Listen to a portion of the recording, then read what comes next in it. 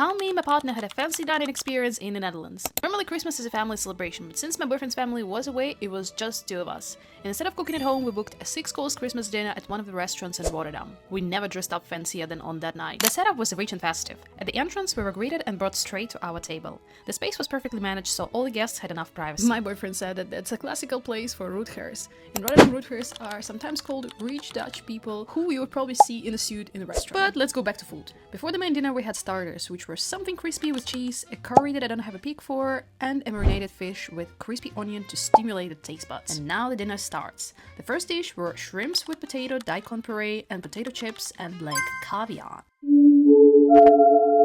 I know it looks strange, but whatever. The shrimp had a very strong ocean flavor, which surprisingly I didn't fancy, and caviar was only intensifying that flavor. The puree was soothing it out, but not enough. I wasn't a big fan of it. However, my boyfriend loved the dish. I'd give it 5 out of 10. The next one was seared scallops with green curry, parsnip, and kaffir light. The scallops were super flavorful, and parsnip was giving it enough freshness. However, one herb and green curry I didn't like, but despite this, the dish hit 9 out of 10. My boyfriend wasn't a big fan of it. The next one was grilled turbot, which is white fish, porcini cream, topinambar chips, and an assortment of mushrooms. The fish was light, while mushrooms kinda grounded it by giving a lot of flavor. I only missed a little bit of freshness in the dish, but however, my rating is solid 7.5 out of 10. The next we have a star. I swear, both of us thought that we were eating meat until looked in the menu. Here we have a celeriac steak with braised sweet bread, spelled in coffee. Like as crazy as it sounds, as amazing it tasted. The celeriac steak texture resembled a block of butter, but the flavor was as if you're eating a piece of meat cooked in a sauce. And coffee was going so well with it. I would give it solid 12 out of 10. And finally, the main dish.